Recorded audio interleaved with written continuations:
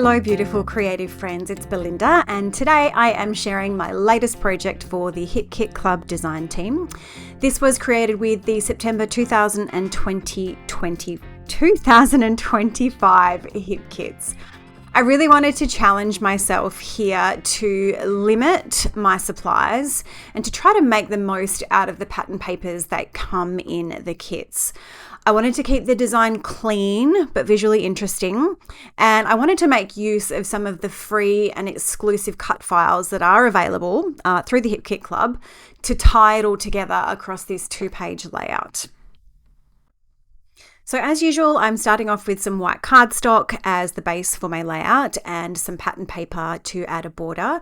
This floral pattern paper was really kind of the jumping off point for this layout. I loved that it was perfect for fussy-cutting and I loved those really bright colors that were in it. Now, because this is a 2-page layout, I want my pattern paper border to act as a frame for the entire thing. So you can see that I'm only cutting, rather than cutting the full middle out and leaving a border on all 4 sides, I'm only cutting 3 of the sides down. I've also made sure that I have trimmed my white cardstock down appropriately. So you can see here I've got it oriented the wrong way. For a moment, I thought I had trimmed it down incorrectly. Then I realized I just needed to turn it. So I've added, I think it's about a 1/4 inch border on 3 sides of the paper. And when I was cutting the patterned paper for the background, I was kind of trying to think about the way that the direction that the flowers were going in, because for some reason I thought that you were going to be able to see them on the border. In actual fact, you can't, and if I had to do this again, I probably would have rotated one of the pages a little bit, and that is just because once the whole thing comes together, because I've got 2 identical pieces of paper sitting side by side, the patterns just kind of look a bit same. You'll see that when I work on bringing the 2 together. I mentioned that I wanted to limit my supplies and make the most of my pattern papers. So those 2 that I've just trimmed down there with my little scissors, that's my sign to you that I'm taking those away to do some fussy cutting of the elements on those papers, and they will come back in just a little while. But first of all, I want to get started on my photos. So I've got 4 photos here. One of them is slightly larger because that is more of the feature photo for this story. That was me on stage receiving an academic award. The other 3 photos were some photos that I had with my kids. And the story here is really about receiving the notification that I was being awarded an academic award. Not really thinking much of it, not really planning on sort of making a big deal out of it, but then having some people in my life that convinced me that I really should sort of treat it as a big deal and I should take the kids along with me. And I'm so glad that I had those people giving me that advice, because I didn't realize until I actually got to the ceremony that it was a pretty big deal, and the ceremony was a pretty big deal. And I was really glad to have the kids there with me, in part because they came along with me in the journey of my studies. I was a mature age student. So they were there with me the whole way through. But also because I think it's a really nice way to share that honor with them, and I suppose in a little bit of a self-serving way, it's nice to give them something that they can feel proud of seeing me up on stage, and they certainly did, and it was a really lovely thing to share with them, and I'm so glad that I went. So that's the story behind the photos of this story. Now we'll get back to the layout part of it. I had a pretty clear idea of how I wanted things to go. I actually sketched out a little bit of a design before I started. So I wanted to have these photos running across both pages. And then I wanted to use some patterned paper as kind of like a shelf or a ledge for them to sit on. Then I looked through the kit and the papers, and I saw this paper that had the stamp shapes. It's a variety of shapes and sizes. So I've cut those out. I didn't bother cutting the little notches out because it doesn't really bother me too much. But I had a thought of, rather than layering up 2 longer strips of pattern paper, I could replace one of my planned strips of patterned paper with some of these stamp pieces. And I wasn't really too sure how to make that come together, so I sort of fussed around with it a little bit. I wasn't sure if I wanted to have this polka dot paper be a wider strip or a narrower strip, so in the end I decided to trim it down to, I think it's about 3, maybe a little bit, no, it's not 3, it's about 2.5 inches, I think, and then I trim it down to, I'm going to say probably about 10 inches. Yeah, 10 inches. And then I'm going to lay that down first across the 2 pages. It's not quite in the center because I do want my photos to sit a little bit higher on the page so that I've got some space for my title and my journaling.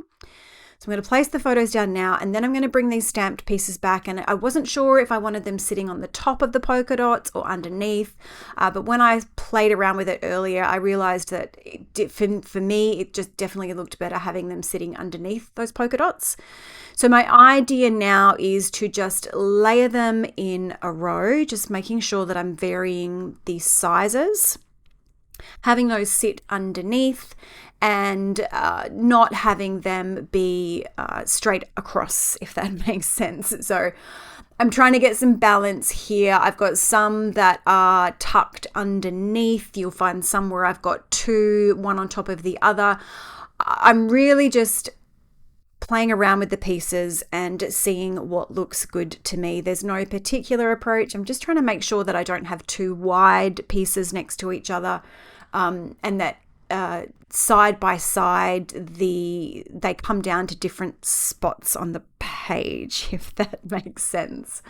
And then I've got some of them that are just going to sit just a little bit below that paper strip. I thought this was good, but then as I looked at it, it was a little bit too samey from one side to the other. So I am just going to quickly jostle those around a little bit, play around with putting them on top again, but no, that's not the way. That's not working for me. And then once I have done that, I will switch the camera off. I'm going to stitch down that polka dot piece and tuck all of those. Sorry, first of all, I'm going to tuck the stamped images, stamp pieces down. Then I'm going to add the polka dots, and I'm going to add some stitching around those, which I'm showing you now. So I used some double-sided tape and some wet adhesive to stick those stamped pieces down. That's the block that the photos are going to sit on down. Now I can start working on getting my photos. And to add just a tiny bit of dimension, it's probably about 1 to 2 millimeters. It's really, really small. I've got this sheet of chipboard which came in some packaging. I'm just trimming it down and adding it behind each of the photos. I'm adding a fair bit of this tape runner behind each of them before I stick them down onto the page. And the only reason for that is because I do have that little bit of stitching there, and the chipboard has got kind of a rough finish to it. It's not a smooth edged chipboard, so I just don't want it to come loose at any point once I've put this one into an album. So I just want to make sure I've got plenty of adhesive there to hold it down. I'm using my T-square ruler, first of all, to make sure that I'm placing them straight on the page, but then I'm also looking at the spacing between the two of them. And initially I was going to put a bit more space between the 2 photos on each side of the page so that the space would roughly match the space between the photos that goes across the page. But I decided to can that idea. It just didn't look right. And the reality is, once it's in an album and you've got the pages open, that space is huge anyway. So I decided to go more for symmetry on each side. So it's about 1/4 of an inch from the edge to the first photo, and then 1/4 of an inch from the first photo to the second photo. that is the bulk of my layout down. Now I have some titles. Now I went through the kit and there was nothing there that really jumped out at me in terms of titles for this page. The alphas, the color of the alphas just didn't really work the way that I wanted it to. So I decided to go and have a look at some of the free cut files that are available. So this feeling is from, I believe, June 2025. It's the free cut files. This was a full outlined title, but I just cut the centerpieces because I just wanted the word. I didn't want the full outline. So that's where the feeling came from. And I've used the navy cardstock from the cardstock kit. And then the thankful scripted word is it's an exclusive cut file that is available in one of the mystery boxes for members of our Craft and Connect community. So you'll find the link for that down in the description box below. But when you join and you participate in that community, you earn points and level up. And as you level up, you have some bonuses that are available to you through mystery boxes.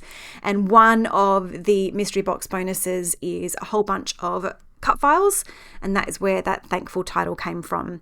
To make sure that they had a little bit of stability there, I did cut it out, I think 3 or 4 times, and then layered those up. That kind of gives it that dimensional look, but it also, particularly for scripted things like this, where they can be a little bit flimsy, that really gives it a lot more stability.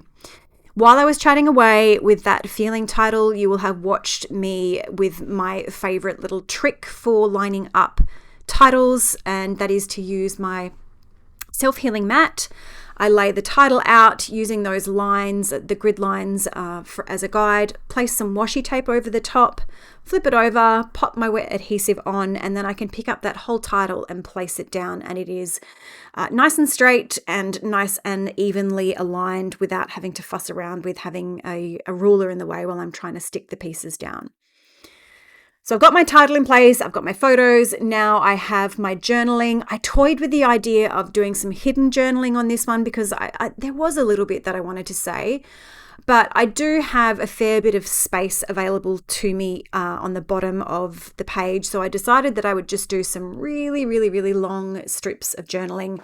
I typed it out on my computer, trimmed them down, and now I am just placing them down underneath that a photo and title block on the right hand side of the page. It does get a bit fiddly when you're working with longer journaling strips, just trying to get them so that they are straight, and in the end I don't actually think it's perfectly straight, but it's good enough. It's good enough for me. So we are on to some embellishing. Again, these little pencils here are fussy cut from patterned paper. I just cut out the pencils that worked with the color scheme of this layout. So I've got some of the hot pink ones, I've got some of the orangey reds, and then I also have some of the green and the whites. And I'm just using them down the bottom here, 2 of them, to really draw the eye in towards the journaling, because for me, this layout, the photos are great, but the story was also really important. So I wanted to bring the viewer's eye into that. And I'm just offsetting those a little bit just to keep things visually interesting. These little flowers, when I had my silhouette going, I grabbed, this is also one of the free cut files. I believe this is the July 2025 cut file. There was some florals, and I just cut just a really simple floral from the pink cardstock in the cardstock kit, and they just add a nice little touch to fill in some of that blank space there on either side of the title. And of course the color ties in really nicely with the colors that are on this page. I'm adding a little bit of dimension behind these just with some really low profile foam squares, and then adhering the base of the flowers down with some wet adhesive. Once I've got those down, I can start to work on my embellishment clusters. So I really wanted to lean in with that horizontal shelf idea that's sitting behind those photos. And I grabbed a couple of the die cuts from the die cut pack. that really emphasized that shelf sort of concept. That little swirly piece there, I fussy cut from the Pocket Life, one of the Pocket Life cut apart sheets. And here I have those die cuts. I wasn't sure what I wanted to put on the right hand side. On the left, I've got that open book. It works well in my head with the theme of studying in university.